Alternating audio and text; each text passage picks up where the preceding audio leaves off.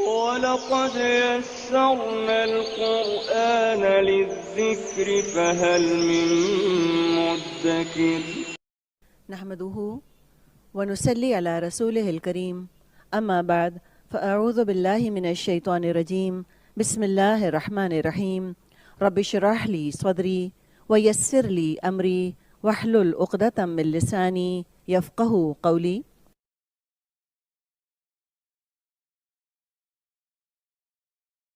و اور ل البتہ نبلون ضرور ہم آزمائیں گے کم تم کو. اب دیکھیں لام آ گیا تاکید کے لیے، نون آ گیا ہم کے لیے، با لام واو تو مادہ ہے بیچ میں، اور نون تشدید والا یہ تاکید کے لیے ہے، اور کم ضمیر لگی ہوئی ہے جمع کی مخاطب کی. بشیئن کچھ، من الخوفی خوف سے، و اور الجوعی بھوک نیا لفظ ہے جو، جوعی بھوک، و اور نقصن نقصان، من الاموالی اموال سے، اموال میم واو لام مادہ ہے، و اور الانفسی جانوں، و اور الثمرات پھلوں میں سے، و اور بشر تو بشارت دے الصابرین صبر کرنے والوں کو، بشر الصابرین. نحمده ونصلي على رسوله الكريم اما بعد فاعوذ بالله من الشيطان الرجيم بسم الله الرحمن الرحيم رب اشرح لي صدري ويسر لي امري واحلل عقدة من لساني يفقهوا قولي رب يسر ولا تعسر وتمم بالخير اللهم فقهني في الدين اللهم فقهني في الدين اللهم فقهني في الدين رب زدني علما اللهم إني أسألك علما نافعا ورزقا طيبا وعملا متقبلا يا مقلب القلوب ثبت قلبي على دينك آمين يا رب العالمين. السلام علیکم ورحمۃ اللہ وبرکاتہ. الحمد للہ اللہ سبحانہ و تعالیٰ کی توفیق اور اللہ سبحانہ و تعالیٰ کی رحمت کے ساتھ آج ہم اپنے لیسن سورت البقرہ کی آیت نمبر 155 کا آغاز کریں گے مختصر تفسیر کے ساتھ، اس نیت کے ساتھ کہ اللہ سبحانہ و تعالیٰ اسے ہمارے لیے پڑھنا، اسے ہمارے لیے سمجھنا، اسے ہمارے عمل میں لانا اور عمل کے ساتھ اسے دوسروں تک پہنچانا آسان کر دیں. اللہ سبحانہ و تعالیٰ ہماری تمام تر محنتیں کوششیں ہم سے قبول فرمائیں، اس کام کو ہمارے لیے، ہماری آخرت کے لیے، ہمارے والدین کے لیے، ہمارے اساتذہ کرام کے لیے بہترین صدقہ جاریہ بنا دیں. اللہ سبحانہ و تعالی ہم سب سے دین کا بہترین کام لیں، آمین یا رب العالمین. تو اپنے لیسن کا آغاز کرتے ہیں آیت نمبر 155 سے، اور دیکھتے ہیں اس میں اللہ سبحانہ و تعالی نے ہمارے لیے کتنے احکامات رکھے ہوئے ہیں. آیت نمبر 155 سورۃ البقرہ. وَلَنَبْلُوَنَّكُمْ بِشَيْءٍ مِّنَ الْخَوْفِ وَالْجُوعِ وَنَقْصٍ مِّنَ الْأَمْوَالِ وَالْأَنفُسِ وَالثَّمَرَاتِ وَبَشِّرِ الصَّابِرِينَ. اور ہم کسی قدر خوف اور بھوک اور مال اور جانوں اور میووں یعنی کہ پھلوں کے نقصان سے تمہاری آزمائش کریں گے، تو صبر کرنے والوں کو خوشنودی کی بشارت سنا دو، اور صبر کرنے والوں کو خوشخبری دے دیجیے. یہاں پر ہیں کہ اللہ سبحانہ و تعالیٰ نے 5 طرح کی مصیبتوں کو اس دنیا میں ہمارے لیے بتا دیا کہ اس سفر میں 5 طرح کی مصیبتیں جو ہیں، انسان پر آزمائشیں جو ہیں وہ ضرور بضرور آئیں گی. اب یہاں ہم دیکھتے ہیں کیوں آئیں گی، کہ اللہ تعالیٰ نے ہمیں بنایا ہے تو پھر آزمائشیں کیوں؟ تو دیکھیں، ہم نے جب اس سفر کا آغاز کیا تھا، جب ہم نے سورۃ الفاتحہ میں یہ اللہ سبحانہ و تعالیٰ سے دعا مانگی تھی کہ اے اللہ تعالیٰ ہمیں ہدایت دے دیں، اللہ سبحانہ و تعالیٰ ہمارے اندر جتنے بھی شیطانی سیلز ہیں انہیں ہمارے اندر سے ختم کر دیں اور ہمیں اپنے راستے کے لیے چن لیں، ہمیں صراط المستقیم کے لیے چن لیں. تو اللہ سبحانہ و تعالیٰ نے ہماری دعا کو قبول کیا اور ہمارے سامنے سورۃ البقرہ آ گئی۔ سورۃ البقرہ میں ہم نے دیکھا کہ اللہ سبحانہ و تعالیٰ نے ہمارے سامنے کچھ گروہ رکھ دیے۔ اس میں اللہ سبحانہ و تعالیٰ نے ہمیں بتا دیا کہ ہدایت کے راستے پہ چلتے ہوئے اس زندگی میں تمہارے سامنے جن گروہوں سے تمہارا سامنا ہوگا وہ خاص گروہ کون سے تھے۔ ہم نے دیکھا کہ اس دنیا میں اللہ تعالیٰ نے بتا دیا ہمیں کہ مومنوں سے بھی تمہارا واسطہ ہوگا، ان سے بھی تمہارا آمنا سامنا ہوگا، کافروں سے بھی ہوگا، منافقوں سے بھی ہوگا، فاسقوں سے بھی ہوگا۔ یہ 4 ایسے گروہ بتا دیے جو کہ عموماً ہماری زندگی میں آس پاس ہم جو ہیں ایسے لوگوں سے ملتے ہیں۔ اس کے آگے اللہ سبحانہ و تعالیٰ نے آیت نمبر 20 سے ہمیں آگے بتایا، ہمارے سامنے اللہ تعالیٰ نے ہمیں توحید کی دعوت دی کہ اللہ تعالیٰ کون ہے۔ اللہ تعالیٰ وہ ہے کہ جس نے اتنا بڑا آسمان بنایا چھت کی صورت میں، پھر اللہ سبحانہ و تعالیٰ نے زمین بنائی، پھر 7 دنوں کے اندر اس آسمان کو زمین کو ترتیب دے دی، پھر اللہ سبحانہ و تعالیٰ نے نشانیوں کے بارے میں بتایا کہ اتنی بڑی نشانیاں، پہاڑ دیکھو، آسمان دیکھو، اس کے علاوہ دیکھیں بارش برستی ہے، درخت ہیں، پھول ہیں، ٹھیک ہے، کتنی بڑی بڑی نشانیاں اللہ سبحانہ و تعالیٰ نے ہمیں اس میں غور و فکر کی دعوت دی۔ یعنی ساتھ ہی ہمیں مقصد حیات بنایا کہ ہمیں کس کے لیے پیدا کیا۔ اللہ سبحانہ و تعالیٰ نے ہمیں اپنی عبادت کے لیے پیدا کیا، کسے؟ انسانوں کو اور جنوں کو۔ اچھا، پھر آگے ہم نے آیت نمبر 30 سے کیا دیکھا تھا؟ پھر اللہ تعالیٰ نے ہمیں بتایا تھا کہ اے میرے بندو، تم نے مجھ سے ہدایت کی دعا مانگی ہے تو میں تمہیں یہ بتا دوں کہ تم اشرف المخلوقات ہو، میں نے تمہیں اپنے ہاتھوں سے تخلیق کیا ہے۔ پھر اللہ سبحانہ و تعالیٰ نے ہمیں بتایا ہمارے اصل باپ، ہمارے جو باپ ہیں حضرت آدم علیہ السلام کے بارے میں کہ ہم بندروں کی اولاد نہیں ہیں، ہم حضرت آدم علیہ السلام کی اولاد میں سے ہیں، ٹھیک ہے، اس کے بارے میں بھی ہم نے پڑھا۔ پھر اللہ سبحانہ و تعالیٰ نے اس کے بعد ہمیں بتا دیا کہ اس دنیا میں تمہارا سب سے بڑا دشمن کون سا ہے، یعنی کہ تمہارا جو دشمن ہے، جس کے ساتھ جو ہے، جس سے بچ کے تم نے رہنا ہے، اس کے بارے میں بتایا وہ کون ہے، وہ ابلیس ہے، یعنی شیطان ہے وہ، ٹھیک ہے، اس کے بارے میں ہم نے جانا تھا۔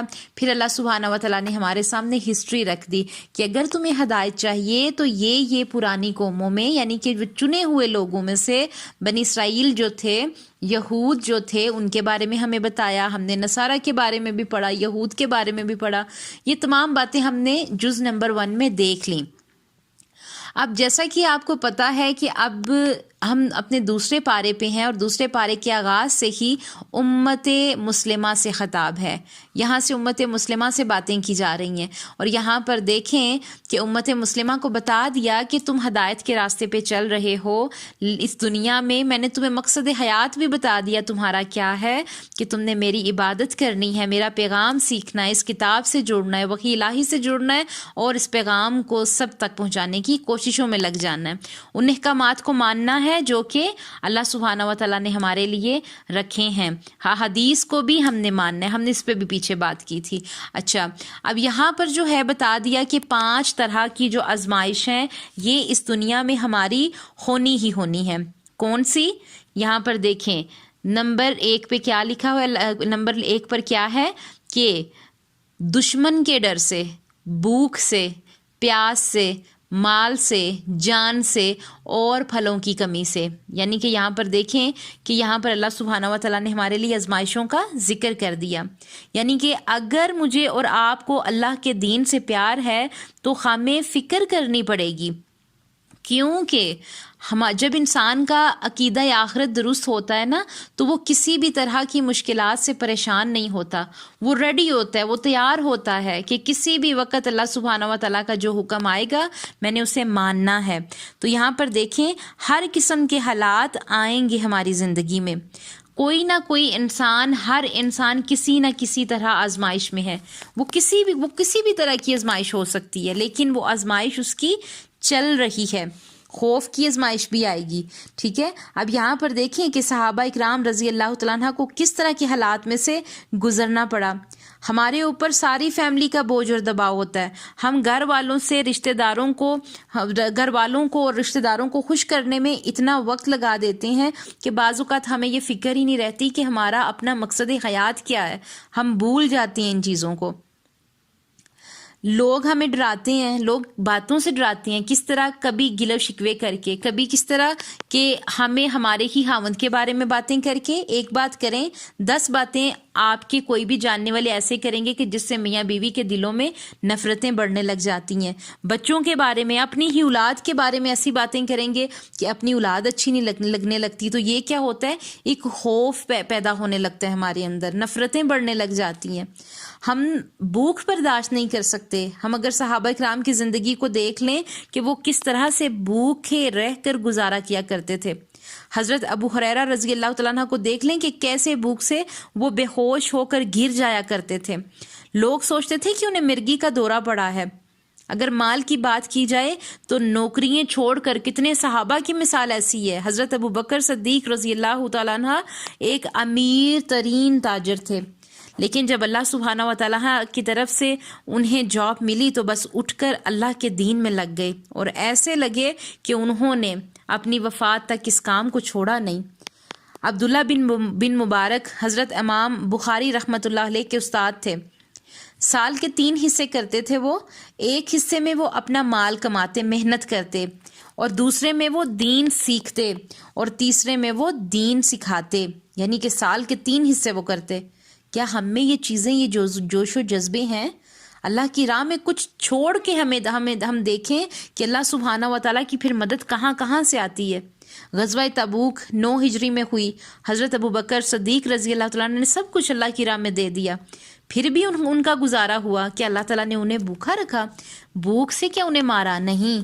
ان کی کتنی شان و شوکت سے اللہ سبحانہ و تعالیٰ نے ان کی وفات کے واقعہ کو دیکھیں، پڑھیں. ہمیں اپنی ہسٹری یاد رکھنی چاہیے، پڑھنی چاہیے. غزوہ تبوک اور غزوہ احزاب کی جنگوں میں جب اللہ سبحانہ و تعالیٰ کی طرف سے حکم ہوا، اللہ کے نبی نے جب تمام صحابہ کو دعوت دی، تو کیا ہوا کہ صحابہ کرام رضی اللہ تعالیٰ عنہ اپنی کھڑی فصلیں اور پھلوں سے لدے ہوئے باغ چھوڑ کر اللہ سبحانہ و تعالیٰ کی راہ میں نکل گئے. ہمارا یہ حال ہے کہ ہمیں فجر کی نماز کے لیے اٹھنا مشکل لگ رہا ہوتا ہے. ہم اپنے نفس کے ساتھ جنگ نہیں کر سکتے، باقی جنگیں تو دور کی بات ہے. اپنا نفس اور جان لگانے پڑتی ہیں اس کام میں. دین کی راہ میں ہمیں اپنے نفس کو مارنا پڑتا ہے. نفس کہتا ہے کہ تم بڑی اچھی ہو، تم سے اچھا دنیا میں کوئی نہیں ہے، تم نے بڑے بڑے اچھے کام کیے ہیں، تم نے فلاں کام بہت اچھا کیا ہے. یہ نفس کی باتیں ہوتی ہیں. لیکن ایک بندہ مومن کا کیا رویہ ہوتا ہے؟ وہ اپنے اندر عاجزی پیدا کرتا ہے. کیونکہ عاجزی آئے گی تو ہماری انا پر چوٹ جو ہے وہ پڑے گی، تو تبھی ہماری انا کم ہوگی، تبھی ہماری انا ختم ہوگی. جب بھی ہمارے اندر سے، ہمارے نفس، ہمارے اندر سے یہ چیزیں اگر ہم دیکھتے ہیں، محسوس کرتے ہیں کہ ہمارے اندر اگر تھوڑا سا بھی یہ ہے نا کہ میں نے یہ کام کیا، میں نے وہ کام کیا، یہ کام جو اچھا ہوا ہے اس کی وجہ میں ہوں، یہ کام اگر غلط ہوا ہے تو اس کی وجہ دوسرا ہے، میں نہیں ہوں، تو یہاں پر ہمیں غور و فکر کرنا ہے. یہاں پر ہم نے سوچنا ہے کہ نہیں، یہ جو کچھ ہوا یہ اللہ کے حکم سے ہوا. جو اچھا تھا یہ اللہ کی طرف سے تھا، جو برا ہوا یہ میرے اپنے نفس کی کمزوری کی وجہ سے ہوا. انسان اپنے اندر عاجزی پیدا کرے تو حالات بدلتے ہیں. کبھی اسلامی تاریخ کو پڑھ کر دیکھیں، ہمارے اسلاف کو علم کے راستے میں کتنی مشکلات کا سامنا کرنا پڑا.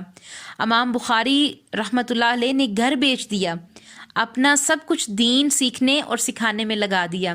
اگر ہم میں سے ابھی کوئی علم سیکھنے کے لیے گھر بیچے، اپنا تمام تر جو ہے، جو بھی اس کے پاس سیونگ ہے وہ علم میں لگا دے، تو ایسے لوگ کو انسان بے وقوف کہے گا. ایسا ہی ہے نا. لیکن دیکھیں اللہ تعالیٰ کا جو انداز ہے، اللہ سبحانہ و تعالیٰ کے ہاں معاملات کچھ اور ہیں. آج حضرت امام بخاری کا نام زندہ ہے. کیوں؟ کیونکہ مقصد اسلام زندہ ہے، کیونکہ وہ ذات زندہ ہے جس کی خاطر کام کیا گیا. تو پھر اللہ تعالیٰ اپنے جو بندے ہوتے ہیں ان کے نام بھی زندہ رکھتے ہیں. اللہ تعالیٰ پھر کہاں سے انہیں نوازتے ہیں، انسان کا یہ گمان بھی نہیں ہوتا. تو اپنی زندگی کا ایک کرائٹیریا بنا لیں کہ دھوپ ہے، گرمی ہے، سردی ہے، میں نے کوئی پرواہ نہیں کرنی. اللہ کا شکر ہے کہ اللہ کی راہ میں نفس لگتا ہے، اللہ قدر کرتا ہے اپنے ان بندوں کی. اللہ انسان کو وہاں سے مدد کرتا ہے جہاں سے وہ گمان بھی نہیں کرتا. آپ اللہ تعالیٰ کے کاموں میں لگ جائیں، اللہ تعالیٰ آپ کے کاموں کے لیے اپنے فرشتوں کو آپ کا مددگار بنا دے گا۔ آپ اللہ تعالیٰ کے کاموں میں لگ جائیں، آپ کے مخالفین، آپ کے دشمنوں کے لیے اللہ سبحانہ و تعالیٰ اپنے فرشتے بھیج دے گا، جو کہ آپ لڑیں گے نہیں، آپ کچھ نہیں کریں گے، لیکن اللہ سبحانہ و تعالیٰ دیکھیے گا کس طرح سے آپ کی عزتوں میں اضافہ کرتا ہے۔ آپ اللہ تعالیٰ کے کاموں میں لگ جائیں، اپنے بچوں کو دین سے جوڑ دیں، یہ دین ان بچوں کو وہ سارے خزانے دے دے گا جس کی آپ نے خواہش کی ہوگی، جس کی آپ نے تمنا کی ہوگی۔ اللہ انسان کو کئی جگہ سے ایسی نعمتیں عطا فرمانے لگ جاتے ہیں کہ جس کے بارے میں کبھی انسان نے سوچا بھی نہیں ہوتا۔ تو یہاں پر دیکھیں، ہم اگلی آیت میں یہ دیکھیں گے کہ صبر کرنے والے کون ہوتے ہیں۔ اگلی آیت میں ہم یہ دیکھیں گے کہ جو صابر انسان ہوتا ہے اس کی تعریف کیا ہوتی ہے۔ ابھی تو ہم نے یہ دیکھا کہ ہمیں صبر کرنا پڑے گا۔ یہ کون صبر کرتے ہیں؟ جو اللہ کے خاص بندے ہوتے ہیں، جن کی نظریں اللہ پر ہوتی ہیں۔ مشکل آ گئی ہے، پریشانی آ گئی ہے، کوئی بات نہیں، وقتی آزمائش ہے، گزر جائے گی، کیونکہ سورج اگر نکلتا ہے تو سورج غروب بھی ہوتا ہے، اور اگر سورج غروب ہوتا ہے تو سورج نکلتا بھی ہے۔ تو یہاں پر دیکھیں، زندگی میں کبھی اندھیرا ہوگا، کبھی روشنی ہوگی۔ کبھی بھی مت گھبرائیں کہ مجھے اللہ تعالیٰ نے اس آزمائش کے لیے چنا ہے تو یہ میرا کیا قصور تھا۔ یاد رکھیں وہ آپ کا ٹیسٹ ہو رہا ہے، آپ نے اس میں پاس ہونا ہے۔ پاس آپ کس طرح سے ہوں گے؟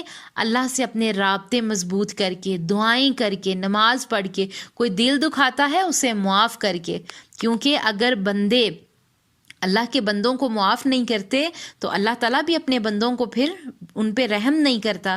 تو آپ دوسروں کو معاف کرتے جائیں، اللہ انشاءاللہ ہماری غلطیاں کوتاہیاں معاف کرتے جائیں گے۔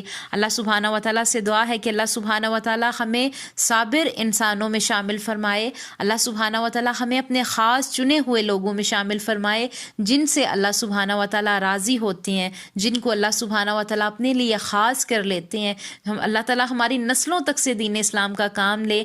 اللہ سبحانہ و تعالیٰ سے بہت سی دعائیں ہیں کہ اس سفر میں ہمارے لیے قدم قدم پر آسانیاں فرمائیں۔ آمین یا رب العالمین۔ سبحان ربک رب العزت عما یصفون وسلام علی المرسلین والحمد للہ رب العالمین۔ السلام علیکم ورحمۃ اللہ وبرکاتہ۔